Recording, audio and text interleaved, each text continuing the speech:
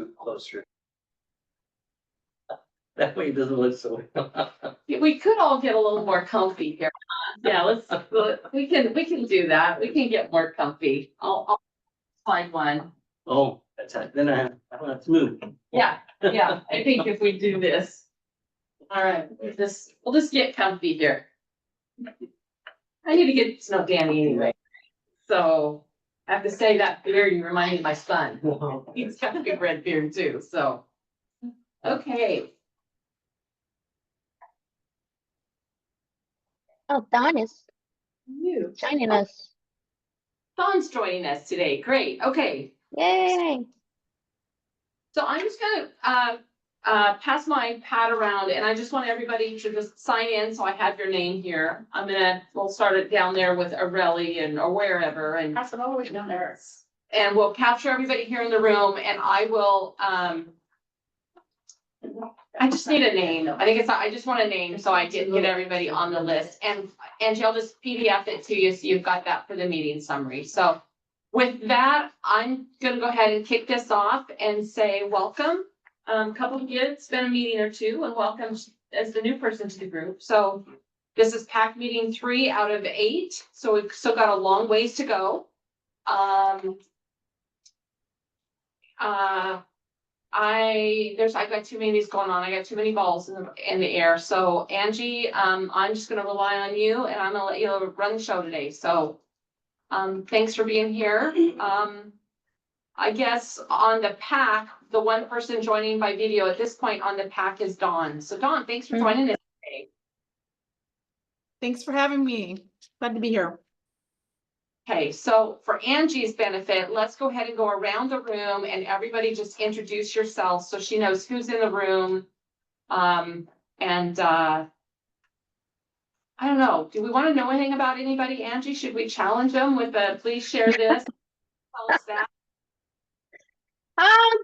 Just name and organization or if they are representing an organization or a specific group, that would be great to know.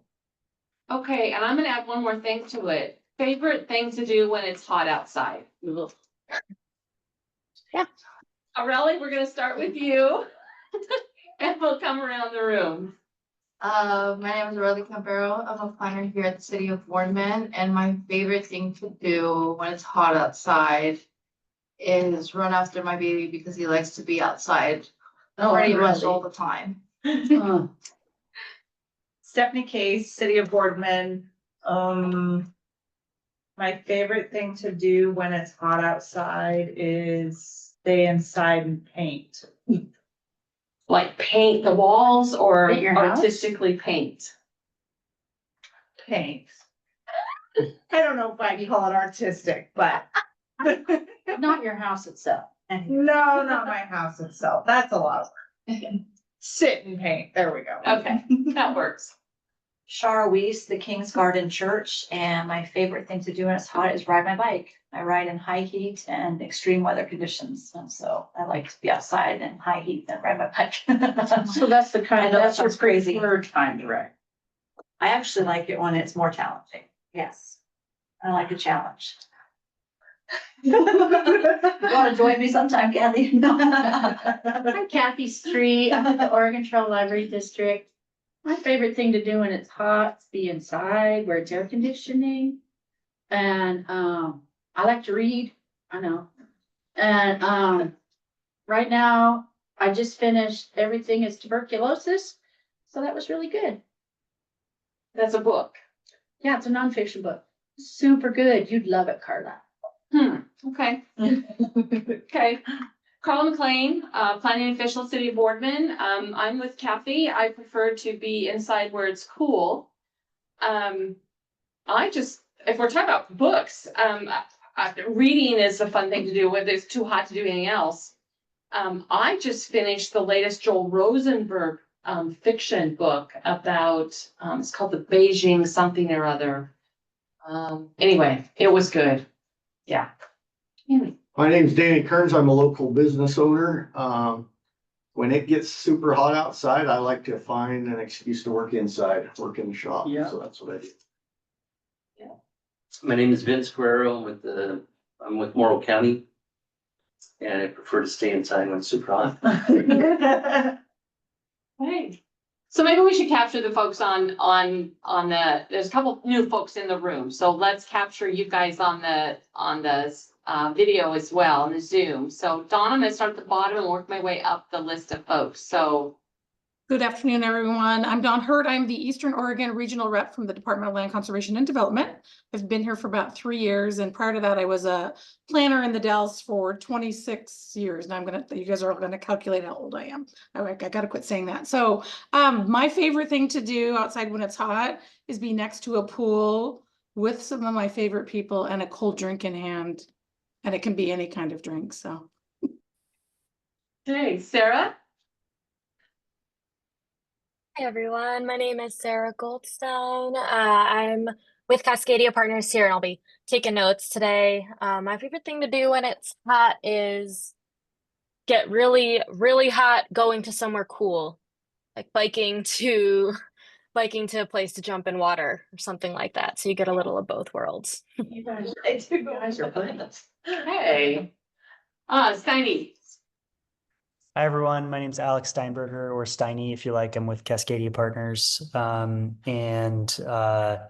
My favorite thing to do when it's hot is go rafting. I'm a big river rafter, and the Deschutes is great, the John Day, kind of anything in Eastern Oregon. We have some beautiful rivers in this state. And so that's me. Okay. Angie, you're the last one. The last but not the least, yeah, my name is Angelica Martinez, Angie, and I am senior planner with the Cascadia Partners. My favorite thing to do in the summertime is going to the river, the Columbia River, and eating ice cream. I love ice cream, so Oh, nice. what I love. Yeah, well, thanks everyone for joining us today. As Carla said, this is the third meeting of this project advisory committee, and welcome. We are very happy that you are here with us today. So let's start our meeting. We have a bit of a packed agenda for today. So we will start with a quick recap on the comprehensive plan process. Then we will talk about why it's important to plan for Boardman's growth.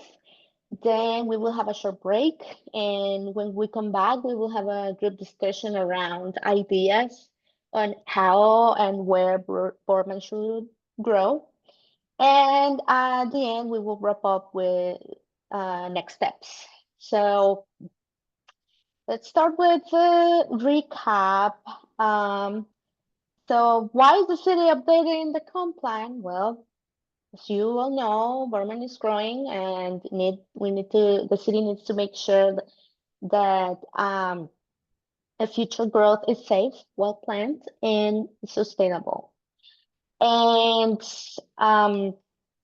the comp plan is part of the Boardman strategic plan, and so to achieve the vision that the community have for Boardman, the city is conducting 5 plans in addition to the comp plan update. So the comp plan will specifically update policies that will guide growth and development in the next 20 years, whereas the other 5 plans are focused on specific themes. As you can see, there are plans for housing, economic development, parks, transportation. But what we are doing in this, what our firm is specifically working on, and is the comprehensive plan and development update.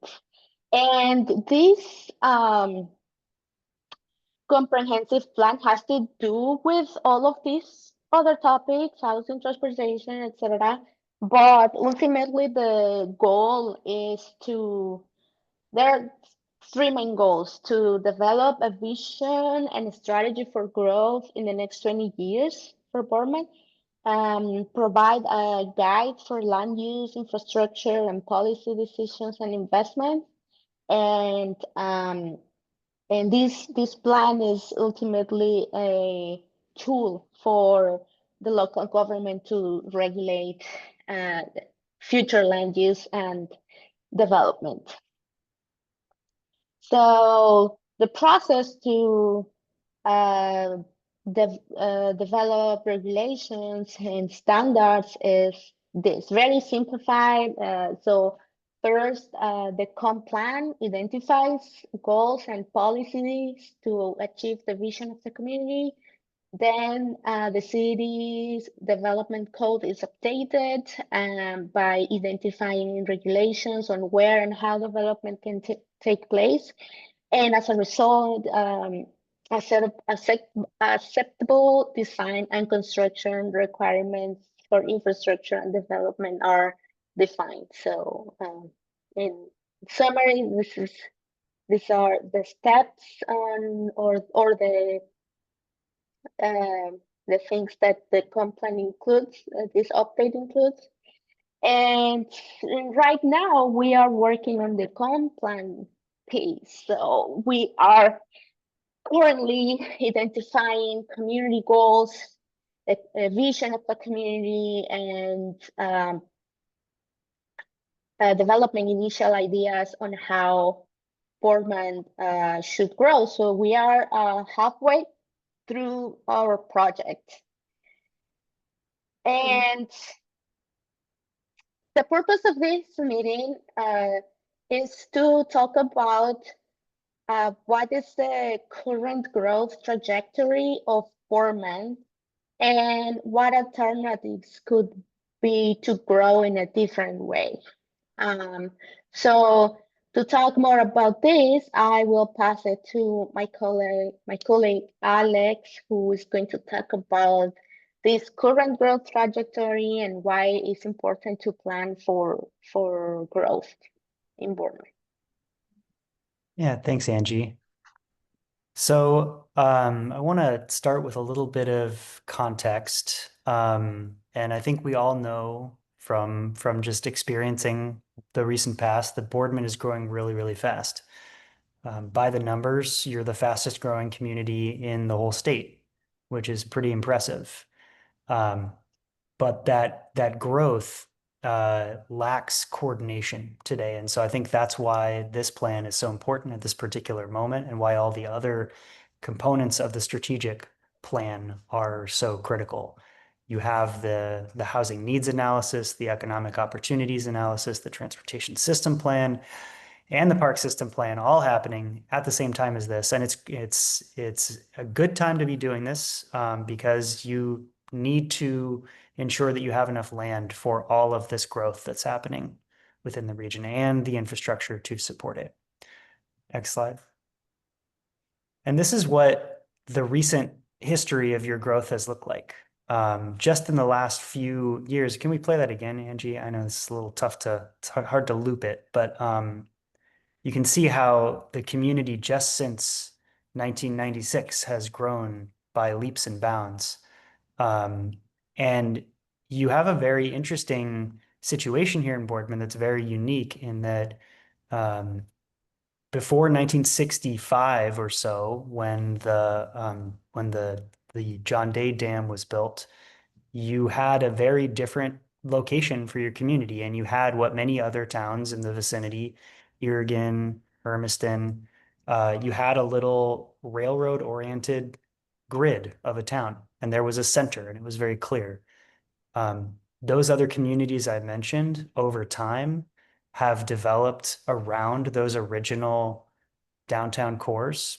And because of where the river is positioned, as I'm sure we all know, the entire town had to be relocated after the dam was completed. And so you essentially started over in an era of development in this country when highways were being built all over the place, right? And then so what was once a town that was oriented around a railroad and around a relatively low traffic road, old Highway 30, now became a town that was located along a major interstate with thousands of vehicles passing by every day. And so since that time, you've grown really rapidly around this new piece of infrastructure, the highway. But I think what we want to do today is ask the question, is that really the future that we want to perpetuate in Boardman? Do we want to keep growing in this way, or do we want to chart a new path and maybe try to create that central core that we had, but then had to be moved and then never really got a chance to restart with a whole lot of intention? Right. So that's the kind of the crux of our discussion today. Let's go to the next slide. So we did a little bit of looking at sort of the current context here, and you have in Boardman, a lot of the commercial development is focused around the highway, as I mentioned. Two major interchanges, the interchange to the west, the main Boardman interchange, that is where most of the stores, your city services are located. And then the second interchange further to the east, that is where most of your employment is located, the Port of Morrow and all of those associated users of the port. And then you have sort of a separation of uses. You have neighborhoods that are sort of oriented around these commercial areas, but don't really connect very well to them. And you have major barriers in your community that the highway and the railroad create. You're a town on the Columbia River, right? And we've heard from a lot of people that the Columbia River is something that you value. But if you live in a neighborhood, especially south of I-84, it's very difficult to walk or bike or do anything but drive to the river because of the connections that are there. We also recognize that Boardman is a place that is very employment rich. There are a lot of workers in your community, a lot of jobs, but only 1 in 4 workers actually live in Boardman. Many commute in from outside of the region. So are there opportunities to house more of those folks locally and create a more complete community? Next slide. So we know that there are some constraints and limitations to growth. Obviously, the Columbia River creates a limitation to the north. I mentioned that you have I-84 kind of bisecting the community, which creates some access issues between south and north. You also have some wetlands to the east of town, and you also have the Port of Morrow, which is a major driver of your local economy. To the south, you have the Boardman bombing range, which is obviously a pretty hard constraint. And so your growth opportunities are mostly, at least for residential growth, are mostly towards the west of town, a little bit towards the south.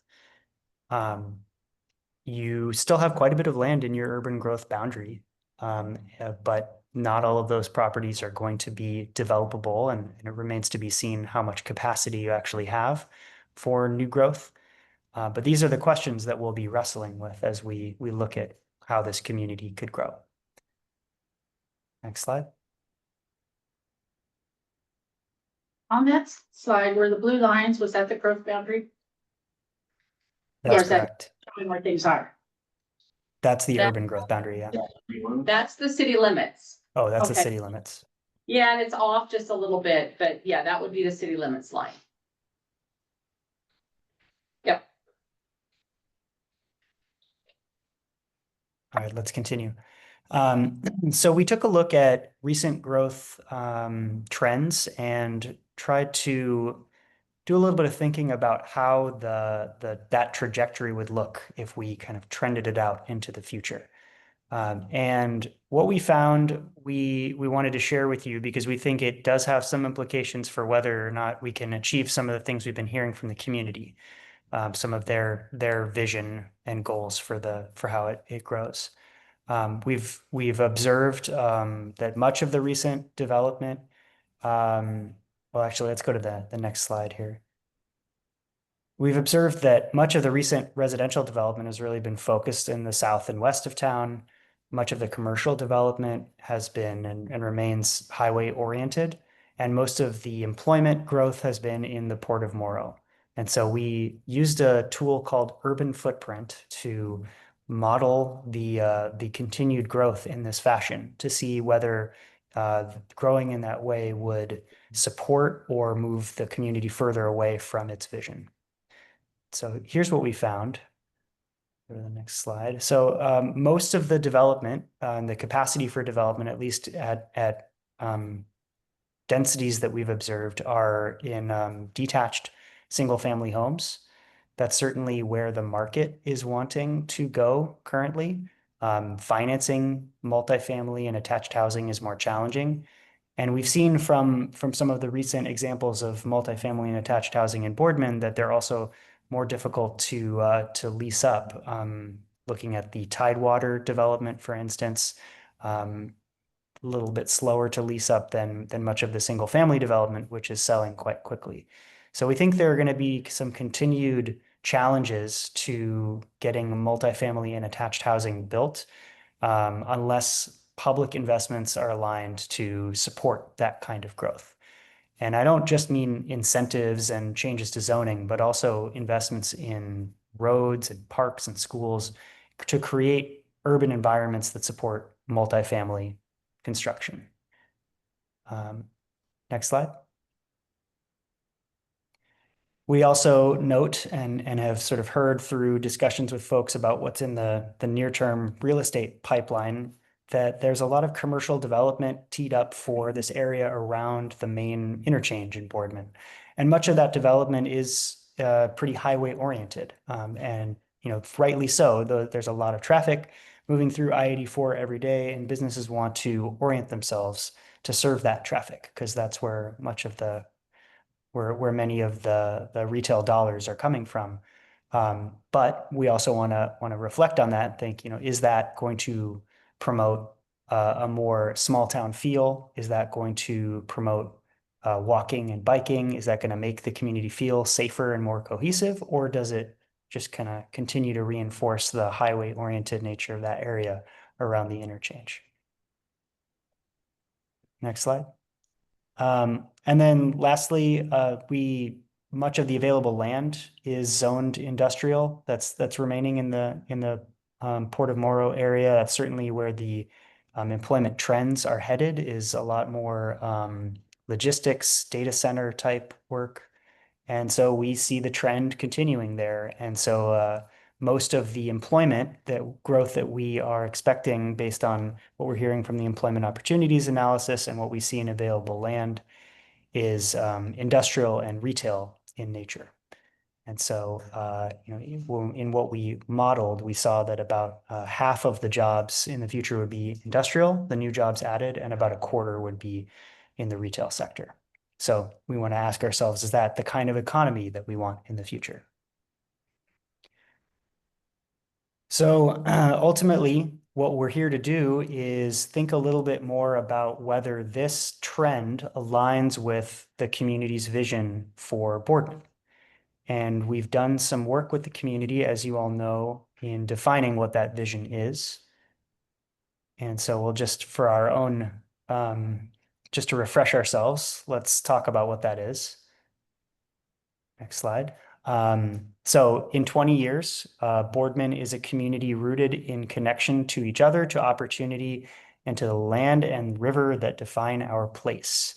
So here we're talking about the Columbia River, of course, and you are a city that has that really unique attribute, right? You are located on the Columbia River.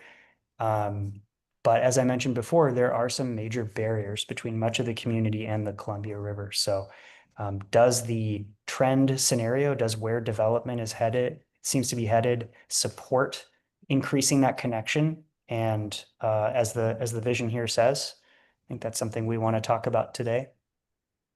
Next slide. Looking ahead, we envision a city that grows sustainably while expanding access to housing, jobs, services, and public facilities to support people through all stages of life. We talked about the mix of employment types that are likely to come to Boardman if the trend continues. We talked about lots of industrial jobs. We talked about some retail jobs. We also talked about the the type of housing that the market seems to want to provide right now, a lot of detached single-family homes. So I think we want to ask ourselves, does this serve every stage of life? Does this serve every type of household? Is this what we think of when we think of a complete sort of standalone community? Or are there some pieces that are missing in what's been built recently? And then our future includes safe, walkable, and bike-friendly streets and public spaces, strong ties to the Columbia River, and a commitment to honoring local heritage. So with the trends toward highway-oriented commercial uses, toward separation of residential areas and commercial areas, with the barriers that we see to the Columbia, is the trend getting us closer to this statement? So that's something we want to reflect on as well. And finally, this plan will guide Boardman's evolution as a place where families and people of all ages can thrive, careers can grow over a lifetime, and every member of the community feels a lasting sense of belonging. So we can reflect on this a little bit more in sort of the way that the community makes us feel. But I think as we talk about these alternatives and ideas of where the community can grow, let's make sure to reflect back on this statement as well. So with that, so the current growth path, it seems to us, isn't getting us closer to some of these statements. And so what changes do we need to look at to align the growth with the community's vision? And what does Boardman need to build a strong identity and sense of place as a town? So that's really the exercise we have here. And I want to get back to my original statement that this is a really unique position to be in. You're a community that is growing very, very rapidly, and you have a chance to define how that growth happens within your community. And you have a pretty wide open field of how that can progress. A lot of communities in Oregon, they already have their established downtowns, their established centers. And I think this is an opportunity to really define that for Boardman. And so as you'll see in the next section of our presentation, we have started to think about places that could actually be the center of Boardman and what that might look like. And we want to get your feedback on that. And yeah, so I think I'll leave it there, but hoping to have a really robust, open conversation about those things today. Well, this is our presentation. We can have a break or we can continue. I'm good with continuing. Yeah, make sure. Get some water. You guys have a little water across. Yeah. Yes, I'll go grab a couple bottles. Okay, thanks. Yep, we'll get some water in here, so maybe we'll take 45 seconds for Stephanie to. Okay. For a minute 15, I'm not sure, but. Any comments on the presentation so far? Well, I was just thinking when you guys were talking about the opportunity to plan how Boardman will react to the growing. It is the same as when they had the opportunity to plan when the dams came and the downtown had to be covered. They had the opportunity to plan where our house is gonna go, where the street's gonna be and all that. So it's just very similar to that planning they did, and it sounds like they did a good job then of working together. I don't disagree, Kathy. I think, that happened in the early 60s. Yeah. And they found some great maps, and we have some interesting things that we've been finding. We've been doing some work with records. Yeah. And we've been finding some old stuff related to, pre-move. And it's really interesting. You go down to the park and there's a place where you can get to the edge of the water. You can see where Old Town is. Because I've been in some other communities that had to change because of the dam, Arlington. And the anger is still there about how they didn't agree with what was done. And I think Boardman sounds like they put together a team and they worked on it and they're like, this is what we're gonna do. We're gonna, Yeah. Yeah, Go ahead. Go ahead, Alex. Yeah. Well, I was just going to share, in case it's interesting, this is from 1962. So this is right before the dam went up. And you can see it's a little fuzzy. It's not that high of a resolution image, but you had a little downtown grid oriented on the railroad back in that time. And it was definitely not a place that was oriented along the highway. And Highway 30 at this time was a very small road. It was not the big road that I-84 is today. But I just think it's interesting to think of what Boardman might have looked like if the dam hadn't gone up, and whether Sure. that is something that you want to move away from or move back toward. And I think that a lot of communities your size, they don't have the growth engine to do that, to do anything about it. But you all are in a really unique position in that you have that sort of engine behind you, that economic engine to redefine yourselves at this time. So just thought I'd share that. I think this is really fascinating, that this map still exists, and to imagine kind of where the river is today. We haven't overlaid it, but obviously that's all underwater now. I have a question. What's the plan for doing like more bike trails so it's safer to ride? What's the actual plan for like implementing that? So I'll take that one. You're on the wrong committee, but you're not. I mean, you're on this committee. You're not on the Parks Committee. But My husband's on the board now, so maybe that helps. the Parks Master Plan is addressing that. One of the outcomes of the Parks Master Plan, which we're getting really close, we're actually seeing the draft plan being developed at this point. And there's a community-wide project that talks about paths, whether it be walking path, biking path, multi-use. The county is also going through a process right now where they're taking a concept plan that was adopted in 2000 for the Morrow County Columbia River Heritage Trail, and they are converting that into a master plan. And the current alignment of the Heritage Trail comes through the port, from Irrigan through the port, comes down Main Street to Wilson, goes out Wilson to, I think it's Tom's Camp, and then goes down to Coonsey and goes all the way out to Tower Road. And then it kind of gets stuck because there's no pedestrian crossing over the Tower Road Bridge. Mm-hmm.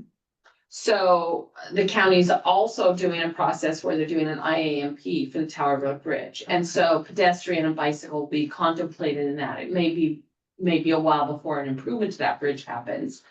But they are looking at that connectivity in that respect too.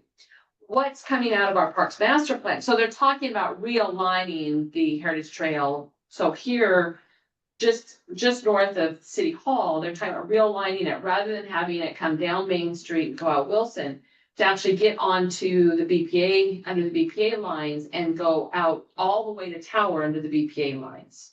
Okay. Then as kind Away of from the freeway. Yeah. Well, it's not currently Parallel. it parallels the freeway all the way out. Not on the actual road. No. So the BPA is right next to the library. Okay, great. That's sagebrush and stuff there. Yeah, where the three power lines are and they run. So it would say on this side of the freeway all the way out to Tower Road. Mm-hmm. Some of that is private property. Some of that is property the city is working to acquire already for parks and kind of a green space. And then some is in federal ownership. So it's going to be an interesting path that they get from Main Street to Tower. Is it like a 5-year plan? Well, usually a concept plan like the county's doing is a 20-year plan. Like how long would it take for the path to be made, I guess is what I'm asking. I would say reasonably it seems to be some real interest, and Vince might be able to answer some of those questions too. He's from the county. But I would say it's probably a shorter vision. Particularly the section that would be between Main Street and Tower Road. Could we get it constructed? Because I think there is a group in this area who has an interest in seeing something like that happen. I ride Tower all the time. That's very dangerous. People just fly by. They do. And I've stopped riding it because I think I'm gonna die. Yeah. It's a lot of trucks and then people just fly by. Yeah. And I don't always veer out of the way. Yeah. So I would love to have a safer. So what's come out of the city's parks planning process is that people want us to, well, great, you're gonna go from Main Street west. How about you go Main Street east? Yeah. And go under the BPA lines to Laurel. Mhm. And then at Laurel, when we build the roundabout on the north side of that interchange, then we need to do pedestrian improvements under that bridge, under the freeway. But then that gets us back into the port and connects us to some of the loops that they have. I that run are the whole relative. industrial area, and that's better, because people are usually driving slower. Right, for the most On a part, Saturday. I yeah, usually do a Saturday, because there's not as many trucks. yeah. So there is a desire in the Parks Master Plan to have kind of a local trails, trails within Boardman. And that's defined as kind of a citywide project rather than a specific parks project. It's kind of defined as a citywide project, so. Maybe within like a couple years, is what you're thinking? Or- Well, I think it's gonna take a while to acquire that property. But the parks plan is a 10-year plan, and I would say within that planning horizon, seeing that the plan for that and then the execution of the portions we can Right, could happen. okay. Yeah. Yeah. Someone floated the idea to me. Well, they're not doing what I wanted, so I don't want to go to that meeting. And I said, well, did you tell them your idea? Well, no. Back when we were kids, we used to go down to the end of Failer, sneak across the freeway, and we could be at the marina. And he said, so why don't they make an overpass just for pedestrians and bikes? So we could go from Failer on the south side to the marina on the north side without going across down by gas stations. I said, that sounds like an ODOT project instead of a Parks Department project.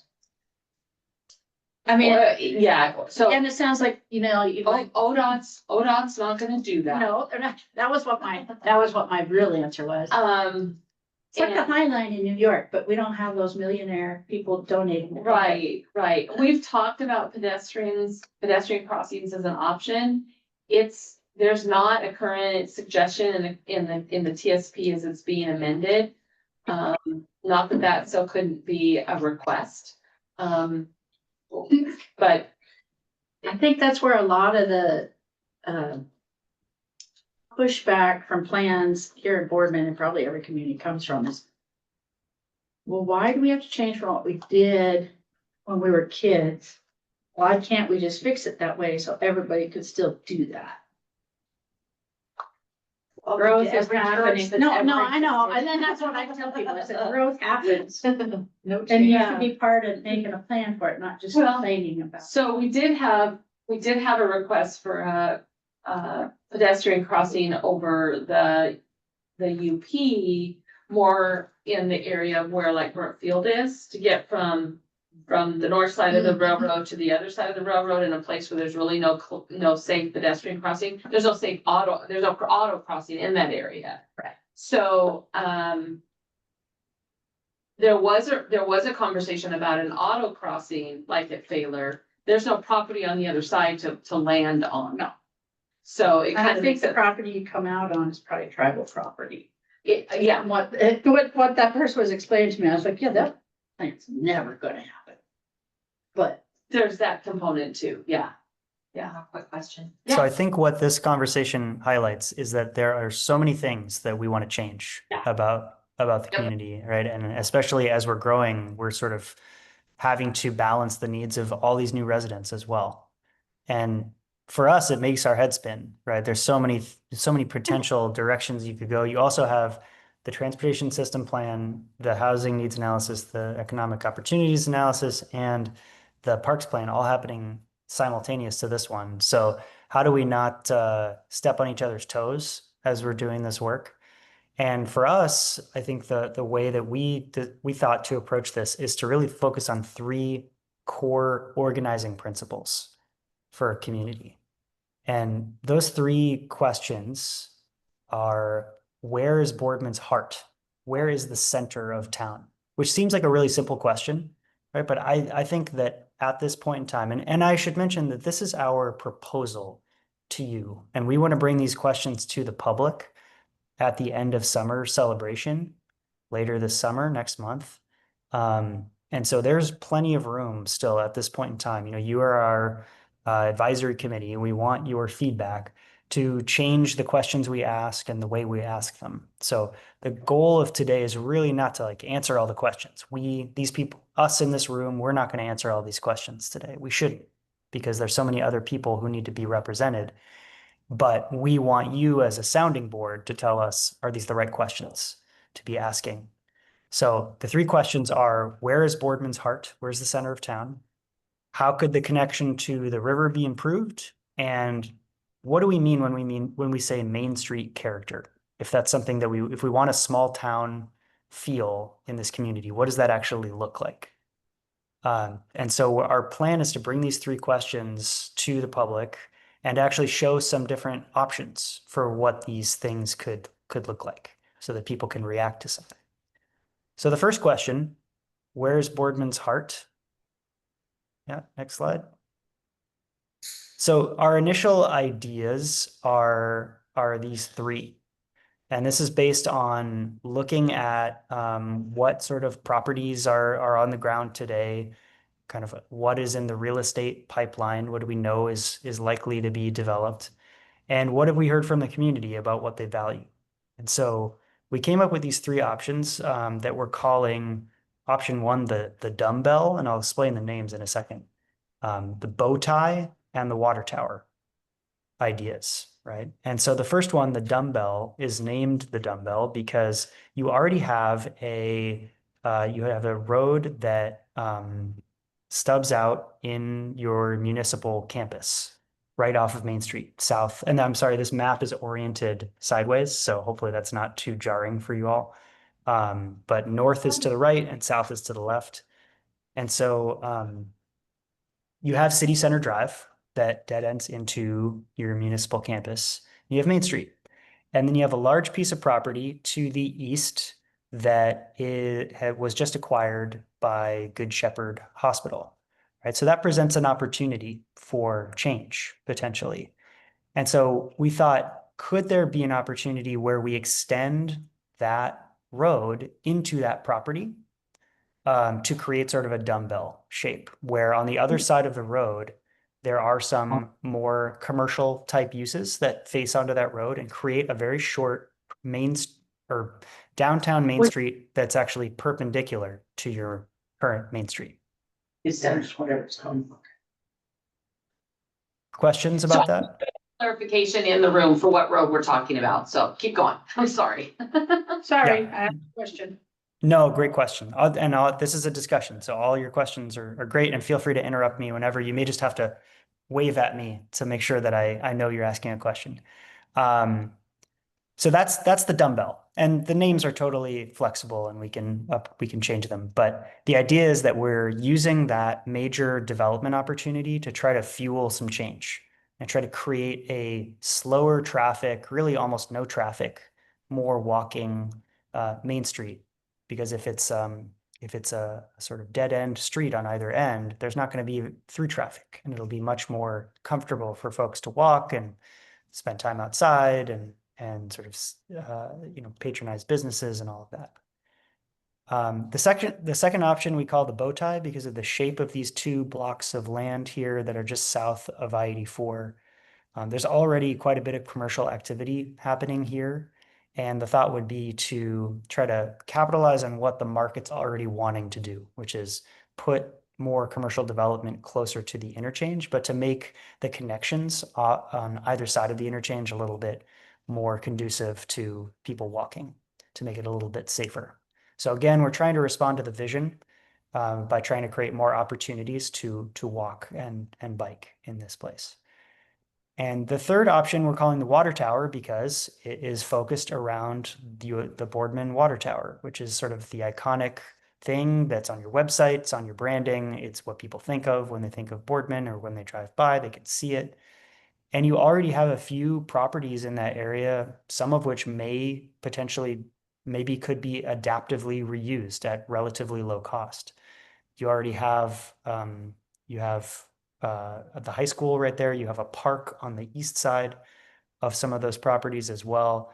And so there's a potential, I think, to create to encourage some business growth in that area that's more conducive to people staying. Sort of in the way that you have picnic tables and things outside of Burnt Field Brewing, that sort of same atmosphere in some of the properties on that block. So much smaller section of sort of a main street, but we think that could be a good place for it to start. And the importance of figuring this out right now is that from there, we can flow out lots of different ideas ideas on how the rest of the city should be developed, how, where to concentrate certain housing types, that sort of thing. So figuring out where the center of town is a really, really important thing to figure out. So any thoughts about this? Do these feel like three options that could even be viable? What is the dark green on those maps? So That's the PA green space. Green space. I was just wondering why they made them green. Oh, Because Yeah. that also has green around it over there. the school has green around it. Good question, yeah. these are very drafty and preliminary, so I think they're a little bit incomplete. Yes. But the darker green in the middle between options 1 and 2, that is right now under the BPA alignment, and that is called out in the park system plan as they're calling it the power or the park blocks in some of the preliminary work that's coming out of the park system plan. Carla, feel free to correct me if I'm misstating any of that. No, we're looking at park blocks from Thaler, Paul Smith, all the way to Laurel Lane. So that is fairly close to representing the majority of the property that we currently own. So yeah. I have a question. You may have already said this, so forgive me if you already did, but how do we decide? Is it like a vote between certain people, or how does it get We're having decided? a discussion. Yeah, I mean, when it comes down to it, like, how does it actually get However, decided? it's most feasible, because I don't see us doing anything with the high school. Yeah. And that'd be up to the city officials, right? And the school Okay. boards, and then the park on the other side. The Yeah, private. I don't think we're proposing anything on the high school. That's just highlighting that it's Well, there. I'm thinking, and I haven't gathered all my thoughts, but you look at other towns with downtown areas, and a lot of them are floundering. You've got a very high turnover rate for businesses. And I've always assumed that's because of lack of parking, but it's almost like it's a millstone around the town's neck, and we don't have that. And so we've got a great opportunity to create something beautiful and successful. But are there other examples of towns that have a successful, modern looking center that works? Because there's so many Yeah. little towns that I've lived in, been through, that the downtown area is crappy. And they're Yeah. putting so much money into those buildings. There's historical value there, which is great, but that almost ties your hands even tighter if they get on the registry. You can't do as much, you can't have people work on them. So I don't think we need to copy the Are there, old ways. are there examples of other cities that have created a downtown area after the fact? Starting from scratch. Yeah, Clean like, oh, slate. we don't have a downtown, we have a lot of Not people, from but the no railroad. downtown. Well, Yeah, there are a few. One of them that comes to mind is Sherwood, Oregon, here in the Willamette Valley. They were a relatively new incorporated city. They've only been incorporated since I believe the 90s. And they have a newer downtown. Is it successful? That's up for debate. But I think the key here, and I think it's a good observation that especially in some of the older towns with older downtowns, that those downtowns are having trouble. They're not in the same position that you are. For one, their downtowns they came into existence at a time when you couldn't easily get to other places that were further away. You couldn't go to the Fred Meyer, the Bi-Mart 10 miles up the road. That was kind of impossible. So they all needed to have all the services that every community needed. In a lot of cases, those towns were also fueled through an economy of timber or agriculture or something like that. And we know that those industries have sort of declined. And so they are all facing economic headwinds. You're not in that situation. You're sort of in that growth phase where you have the Port of Morrow, by all accounts is doing really well and attracting more and more employers. And you don't have, you are under retailed right now in your community. That I feel is there's two forces in Boardman trying to decide what Boardman's gonna look like. One of them's the city doing planning and developing plans, and one of them is BCDA, Boardman Community Development Association, saying, we don't want retail to come here. Can the library buy that lot? Otherwise, the dollar store is gonna go in right there. So I feel that regardless of what plan, I'm really in favor of the city's planning and thinking it through, but if those people that control the purse strings are against retail coming in, how does that work? And That's a my point conundrum. to clarify is, can we take the good of the downtown areas and avoid the bad? Yeah, Whatever we do for the heart will work. It's a great idea, just, I don't know any of the I answers. don't know either. So what would you see in the heart of our town? What sorts of things? Would it be like walking paths? Would it be a robust commercial district? Would it be a library? I mean, when you think of like the heart of our town, what do I you, personally feel like there's a couple of different cultures here and we should be representing both of them. So we should have stuff that holds on to some old and stuff that comes in new and make it really eclectic. I think it would be a tourist attraction if we did that. because I think that kind of helps us determine which of those three options kind of fits. So my perspective, I look at those three and the dumbbell is the furthest removed from the freeway. Yeah. I feel like the freeway drives so much the development in that area. So if you wanted a great bicycle lane, you're gonna lose it simply because of truck traffic.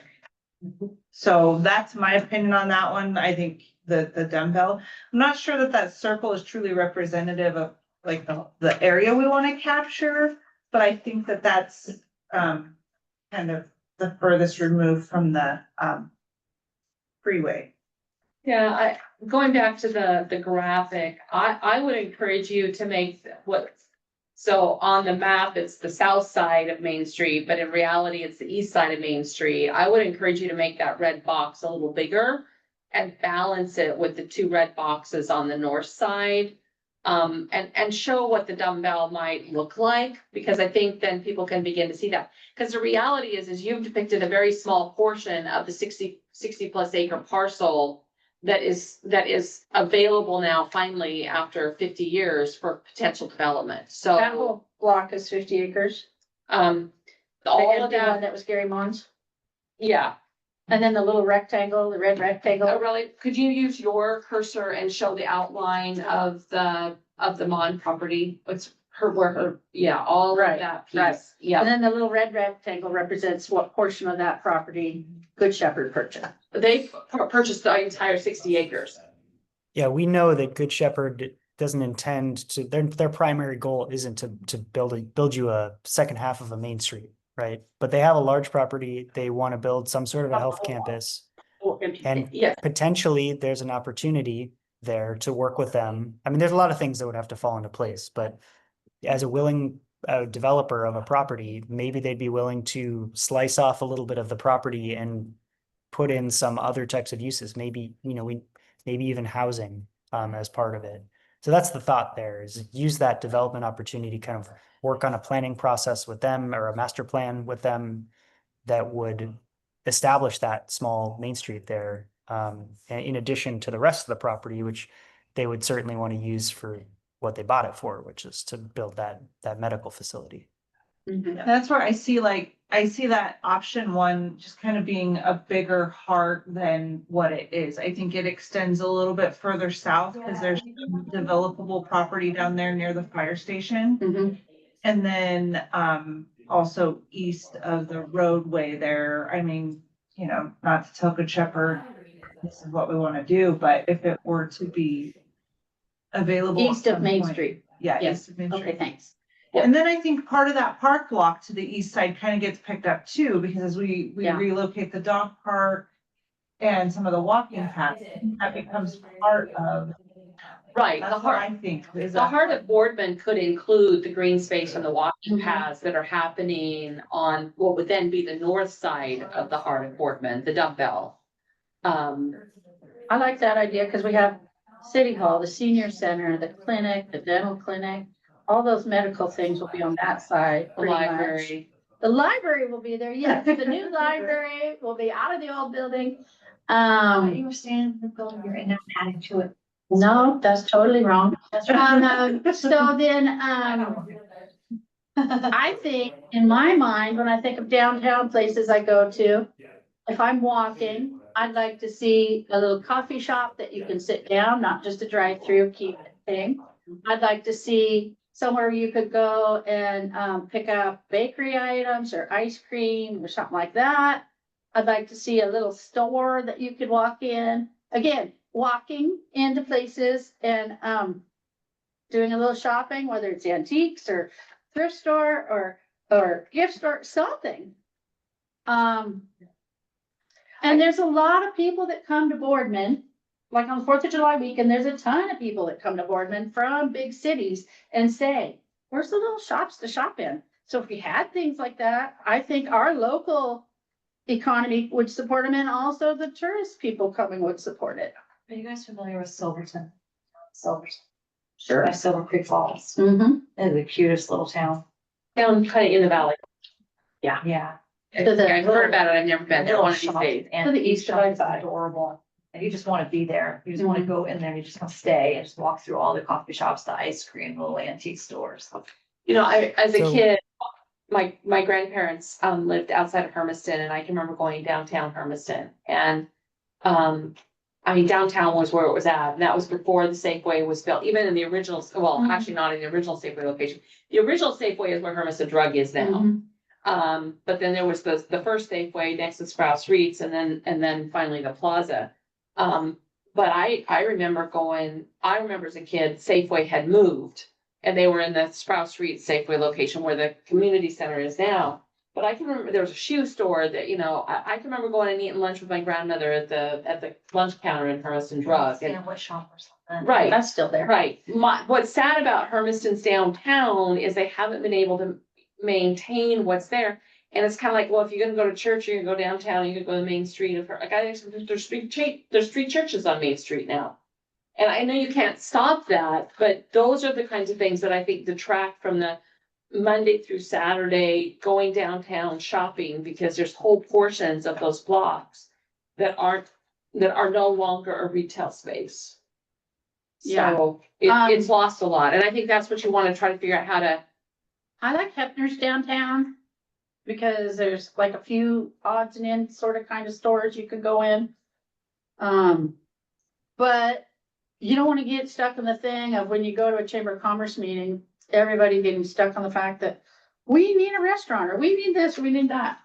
We just need to encourage small business and not, I think we really skipped ahead on his. I'm sorry. Presentation. Good job reining me Well, in. this is all great, and I think it gets Yeah, and to. you went right to the character that you wanted to get us to at the end.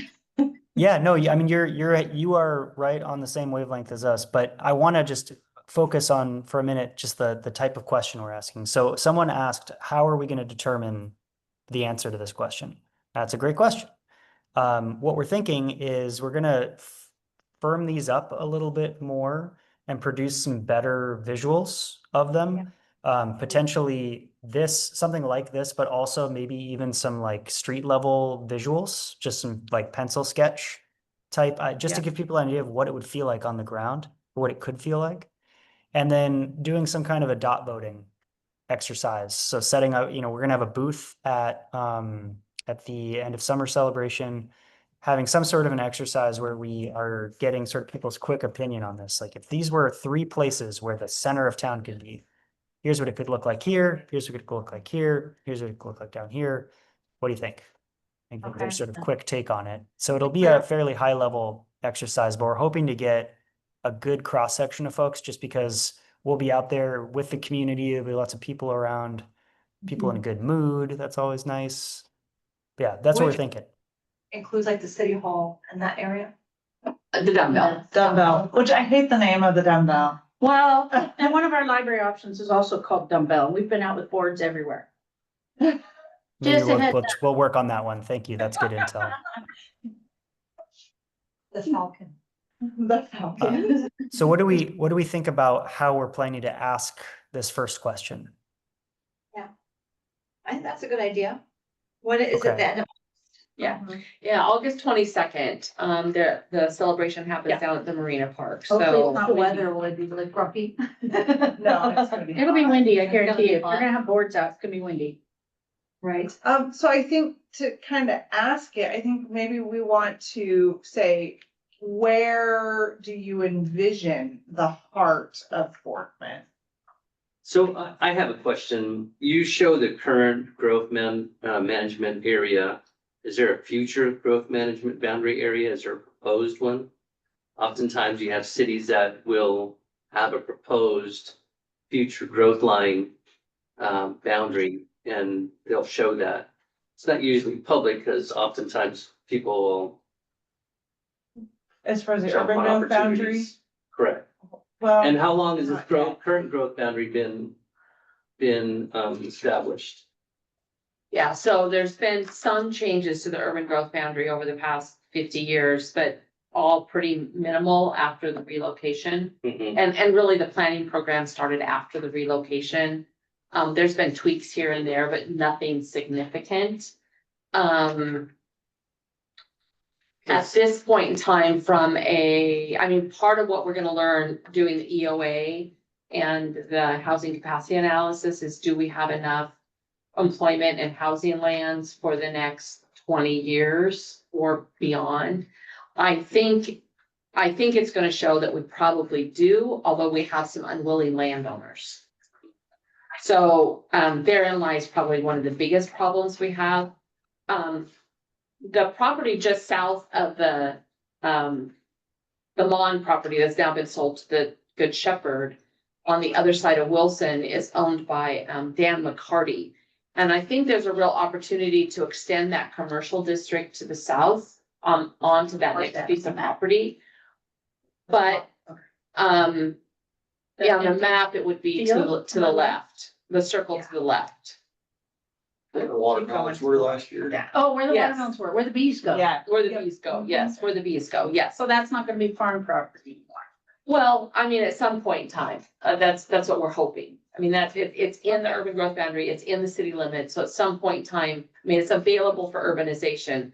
We just have to it's private property, we have to figure out how to get Dan McCarty to decide that it's better to convert that land to houses and businesses than to farm it. Okay. So, but I do think that commercial corridor that we currently have along Main Street can shift to the south. Now, I think if we establish a heart, we want that heart to kind of stay there. But what do we put adjacent to that or continue to the south? We can't grow to the north. There's not a lot of opportunity. No, but the thing is that you have loves to the west, and so I could see potentially things starting to develop either in that area or going towards that area. well, I think, And so that's why I'm asking, do you have? You don't Certainly think that would be for that. industrial out there by that area? well, and I think part of this kind of drives that a little bit, like what do folks see for Boardman, I mean, Boardman, they have a robust industrial land. Is that what Boardman is going to be? Is that all it's? gonna Or be? do we Okay. say, hey, we really see residential land going this way or that way? I think this is our opportunity, instead of being behind what's happened, to say, what do we want to happen? Because we know that we're going to have to grow at some point, but we just don't know. We basically have east or west. Well, I think we have east and west. It's just Yeah. a matter of managing that and when we can't go north. And south, we can go to a certain point and then we also can't there because there's an artificial barrier at the canal. And there's a real barrier at the army or at the Navy bombing range, yeah. Yeah. So that really does push us east and west. And I think when you talk about going east, Bonding Range Road is a real clear potential kind of hard stop, and I think Tower Road is the other hard stop. That's a lot of land, and I think that's a 50-year plus growth horizon. And we have talked about that internally. Brandon and I have talked about that on more than one occasion. If we were to talk about a 50-year growth horizon, what would that be? And we've kind of come to the conclusion that in some respects, we're gonna, when we get all this planning done, I think a real next effort is to talk about something called urban reserves. And it's where you work with DLCD and the county to establish kind of those preservation areas where you're like, okay, it's gonna stay in farmland until we're ready to see urban development move that way. And so I do think the current kind of identified space would be River, Bombing Range Road, Tower Road. I mean, I think that's the block you look in. When you start looking that big and that far out, I do think you ask the question, well, where's your second heart? You know, where's the second place you might do that? I don't know that I have a sense of where that would be yet. And I think we're a little ahead we're maybe too far ahead of that game. I don't know. And maybe part of the urban reserves process would give us the opportunity to have that discussion. Because there's been conversation, you know, adjacent maybe to where West Glen is, or maybe to the west of West Glen. Is that another place? Or where the current, Is West Glen in the city limits? it's in the urban growth boundary, not in the city limits. Oh, But so those are different. yeah, sorry. And the No, urban that's growth good. boundary down there extends all the way out to Paul Smith. So there is quite a bit of urban growth boundary in that In that area. And then there's the question about the golf course. And is there an opportunity for some kind of secondary community that could grow around the golf course? Another good question.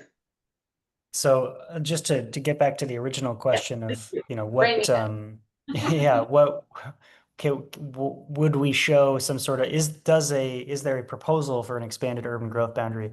The need for a larger urban growth boundary has not yet been established. That's something that's going to, if it does come up, come out of the employment opportunities analysis and the housing needs analysis. For now, with the comprehensive plan, we're going to operate under the assumption that we are not editing the urban growth boundary. If and when that does become something that enters the conversation, we could revisit the comprehensive plan map and adjust it as needed. You don't typically see communities doing all these things at once. It does happen from time to time, but it does complicate things a little bit. Typically, you have a comprehensive plan map, you update your housing needs analysis, it shows a need for more land to satisfy 20 years of housing need, you update the comp plan map. So I think that's the process we're assuming would take place here. But for now, we're sort of constraining ourselves to the existing urban growth boundary and what the heart of Boardman is inside of that urban growth boundary. I have a really quick long-term question. Would the long-term goal to not be an agricultural community anymore? And to just make it more industrial and like have no more farming or is that? Sounds horrible.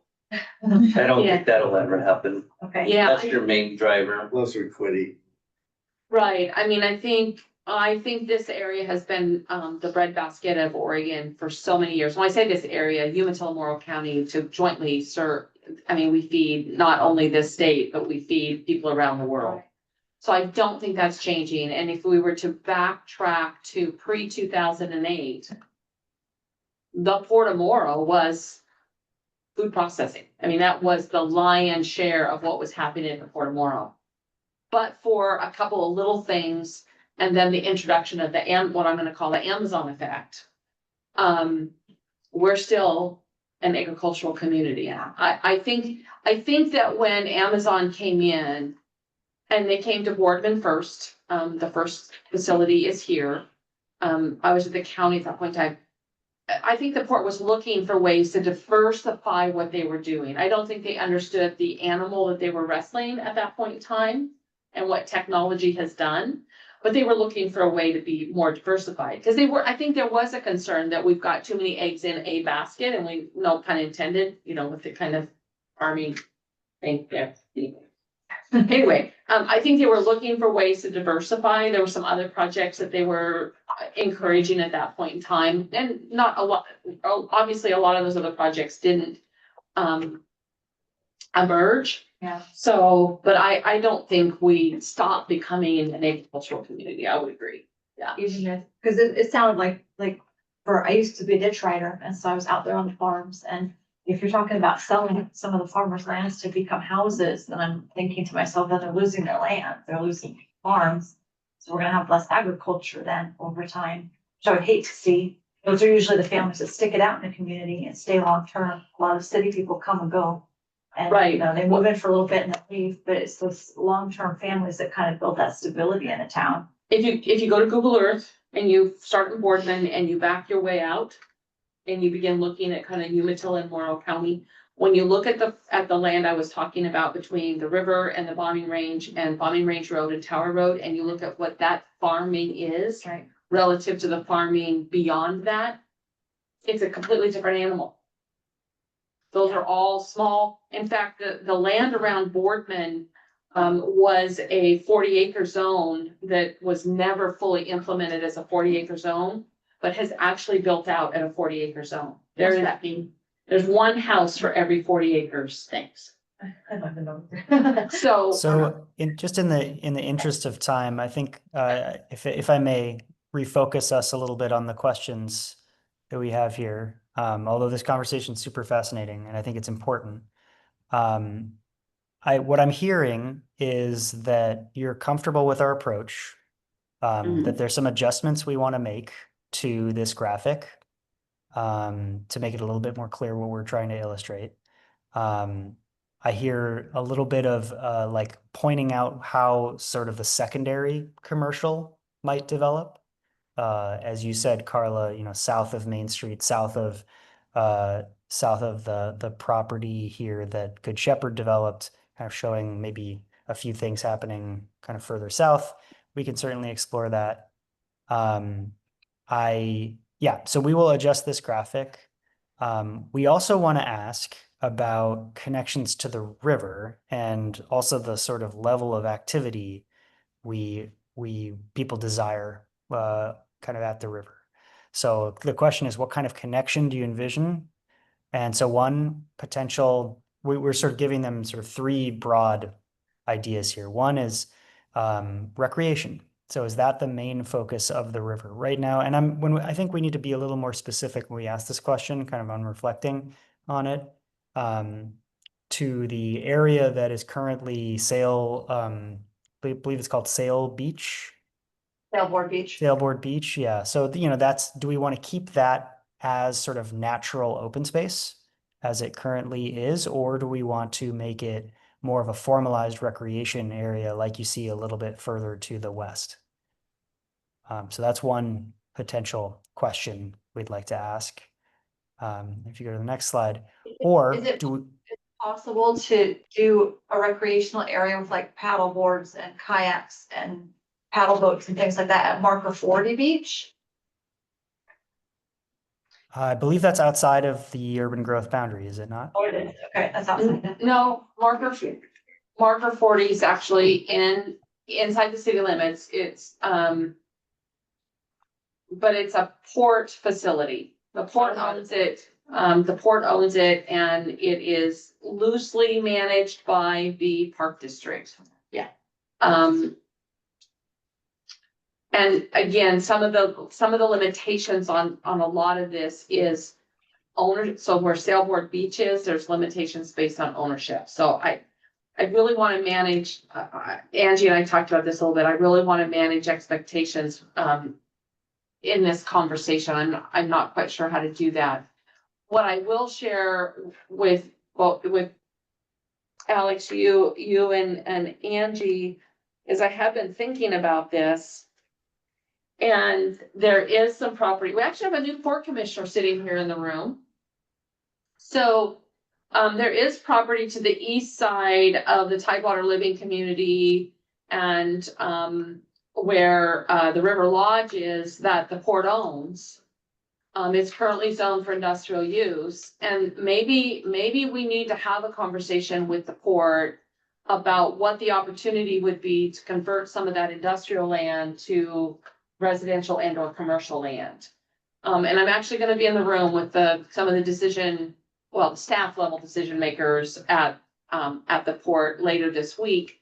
And I'm thinking I'm gonna throw that out as part of the conversation that we're gonna have. Because then we could potentially get to something like you're showing with that picture. Because the ownership is different. Sailboard Beach, the ownership is just so limited. Who owns it? By who owns it? Army Corps. Nobody knows. Army Oh, Corps. thanks. Army Corps of Engineers. Actually, I believe it's the port that owns the land. Not at Sailboard Beach. Sailboard Beach is Army Corps of Engineers.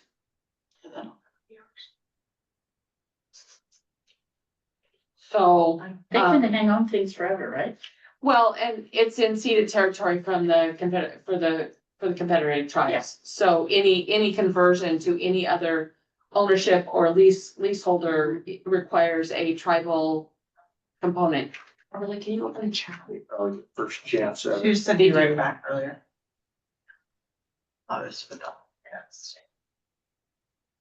What about behind the lodge where that little beach section is? And you can Can walk. I, Yes. so, Yeah. so here's your parcel viewer for Morrow County. And this is the tax lot number 102. It includes the land that is between the railroad, the Union Pacific Railroad and Marine Drive, as well as the land that goes all the way out to the river. This entire parcel is owned by the Port of Morrow. Corps of Engineers. Engineers, is what, According, Assessors map? according to your property records that are held by the county, it's the port, but perhaps the Army Corps has some sort of an easement on it or something. 21 acres, 120. Okay. It's the Army Corps. Is that the same spot? Yep, that's what That's it's at. Corps of Engineers. Yep. It's the Army Corps of Engineers. Now, if you Okay. go just to the east of that, yes, now you're into ownership. That's the Port of Morrows. Mhm. But not Hot 102. Well, in any case, I think what we would want to put in front of people is this sort of idea that you have. I think this actually, I mean, this map is very busy and not, I'm just kind of sharing my screen, but it's kind of helpful because you have this area here, which is largely focused on recreation currently, sort of formalized recreation, camping, boat launch, marina, that kind of thing, nice parking areas and all of that. And then you have this area over here that, we have established is owned primarily by that is owned by the port, where you have some port facilities, you have hotel, you have some residential development occurring, and then you have sort of a potpourri of things happening down here, like Burtfield Brewing is leasing a space owned by the port and all of that. And then you have this middle section that is sort of right in the middle, where your main street terminates. And so I think we want to ask people, because this is the most wide open thing here, like what do we envision this part of the riverfront to be? Because it is the part that is most, I'm sorry, go ahead. I don't know that we can do anything there. You can't even dig a hole without Army Corps authorization. I feel like as a newcomer to Boardman, I've lived here for 11 years now. I would have no idea where to go if I wanted to get in the water. I hear people say the two names, Sailboard Beach and Marker 40, throw those out there. But I feel like those are like secret locations for the people that live here. Maybe I just haven't tried enough to figure it out. And then people say, well, you crawl over the rocks here and there's a nice little beach right there that you can get to with your dog. So I personally, as a landowner here in town, I would love to see something that's more accessible for me as a midly abled person to get to, not just at the marina, not just that water lagoon at the marina. I I think that our best opportunity then would be to work with the Portomoro for the marker 40 and see what opportunities there might be there for, Further to the, on the east side. yeah. Going Where's down. that? So marker 40 is on the far side of Tidewater Living. Pass, work And field. So Can you just show me on the map? It's Pulling it's them out, this property There. right here. Oh, But okay, well- you know, to the larger question of what do we feel comfortable putting in front of the community at the end of August? Can we ask this sort of a question? And if not, what is it's part of the vision statement, connection to the river. And I think we can all agree that the connection to the river today isn't what the community wants to see long term. Something that I think they part just of the problem is we're kind of spinning our wheels and we would give people false hope that there would be something that could happen there. When the reality is it can't. It just simply cannot. Mhm. We would just be dreaming all day long. We're for it, cause that would tie the two areas together nicely. Yeah, And we do have a path going through it. I don't know how we got that, but if you can do it, yes, but a lot of headache and heartache. Corps of Engineers is very hard to work with. It's not the port, it's the Army Corps of Engineers. Oh, Mark 40 beaches too. Yeah. No, marker 40 is the port. That's where they're- But understand that the Marina Park, all that area down there, that's beautiful and has had investment for 50+ years, is a lease from the Army Corps of Engineers. So, Or even the Isn't place where that the leased Karen up Whitaker now? Walk is, and you just look a little bit to the side where that little beach is, even that belongs to. Yeah. Okay. yeah. Pretty much from the Veterans Park that's at the Portomoro, that is on Portomoro property. Okay. From the boundary of that west, But Marker 40 beach is a viable option to potentially do something.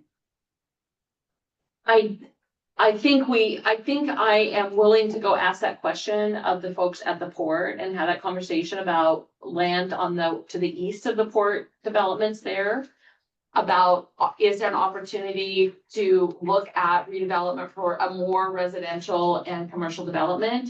But it's currently zoned for industrial development. And they're currently doing work on that Yeah, March terminal, Yep. reopening it back up, so it's gonna be really a long shot. It'd just be that little It'd be piece so where the beach perfect. is. There's a grassy field, there's the gazebo, there's the bathrooms, it's just perfect, like rent things, so take it out from there, go on. well, I think from a park perspective, they developed a park, and I don't know how much more park they would develop. I'm thinking more of commercial and residential opportunities. So Marker 40 Road currently goes down the east side of the Tidewater Community Living. And yep, that one right there. And then I would have that conversation about the property then to the east of that. And maybe we can open a door there, but you're right, Danny, they are currently making investments into that old barge slip. And so I don't know how far they are with that, but they certainly need the terminal from an industrial perspective. So if and those are hard to come by as well. So would there be an opportunity to do some kind of mixed use with an industrial and commercial option, or an industrial, commercial, and even residential option? I don't know. We might be able to get really creative, but yeah, I continue to be concerned about managing expectations. And I'm happy to have that conversation with the port soon so that we can drive that potentially to the August 22 end of summer. But on that piece that's between the marina and the port facilities, I just am really concerned about creating expectations that we can't meet. Because we've been beating our head against the wall on that property for, well, Some Boardman was established. decades. Yeah. I mean, this is a visioning process primarily, and I just, I fully respect your point of view, and I understand, and it is a difficult needle to thread, but in some ways, making that decision is a self-fulfilling prophecy. If you see a lot of community support to have a conversation with the Army Corps, or whoever owns that part of the riverfront, to maybe do something about it, then maybe there's a shot. But if we decide right now that we don't even want to put it on the table, it fulfills the prophecy. And so Well, if that's, There's a second part of this that would be problematic as well. So if, say, in some vision dream, we said, oh yeah, we'd love to do that. And the Army Corps said, oh, we don't want it anymore. There's still another, cultural aspect that we have to be respectful of here, and that would be the fact that the Native Americans would have the first right to Yeah. have their vision implemented there before the city of Boardman, or really the majority of folks that live here would have an opportunity to. Right. I also think if you put it out there and said, we really want to do it, because I understand where you're coming from, to say that have the vision and make it, say it and make it happen. You're pushing up against a lot of, baggage that people have tried over the years to do this. And that would take away the respect for the plan that the city's building. Be like, oh, no, that whole plan's not done right because they want to do marker 40. That will never happen. So I feel putting that as piece of the pie would be problematic. Yeah, and there's been, so the city, well, folks within the city had a Parks and Recreation grant for a portion of that property to do a sports complex and a amphitheater and some other improvements. And we could, I mean, a decade of time was expended trying to get the Army Corps to grant a lease for that development. At least a decade. And a lot of money and a lot of effort and a lot of heartbreak. And every meeting you go to, when they do a community assessment, that is brought up every single time. Yeah, it's a wound and I don't want to rub salt in it. that's fair. Yeah. That's fair. Yeah. Okay. Understood. Well, I think given that, I don't know that there's a really strong question that we can ask about river connection. So Yeah. I'd say we pull it and focus more on where is the heart and what does the heart look like. Yeah, Yeah. I will commit to having a conversation with the port about the property to the east of the current marker 40 road and the marker 40 recreation area. And see what that conversation might reveal. And again, we're having this conversation this week, so I should be able to let you guys as a consultant team know if there is a potential opportunity there. Mm-hmm. Because that would be a place where we could pursue that as a water connection. It doesn't get to that scale and scope, but it might get to something. Yeah. Okay, and that's helpful. Can I just- Sarah's got her hand up. Yeah, I just wanted to add too that having done lots of like community engagement with this dot voting that Steiny is mentioning, I know that both me and Angie have done lots of processes like this with communities. There's always the option, even if we're not putting like a river access question in front of them, that there could be a big response in like, do you have any other comments or do you have any other input in like a sticky note style where we're going to pull out other themes, and river connection could be one of them. And that's a really good data point just to have as something that the community wants, even if we're not asking them, just to record it. We're going to have, these are all kind of public process materials. Yeah, and we're certainly hearing river connections in all of the work that we're doing.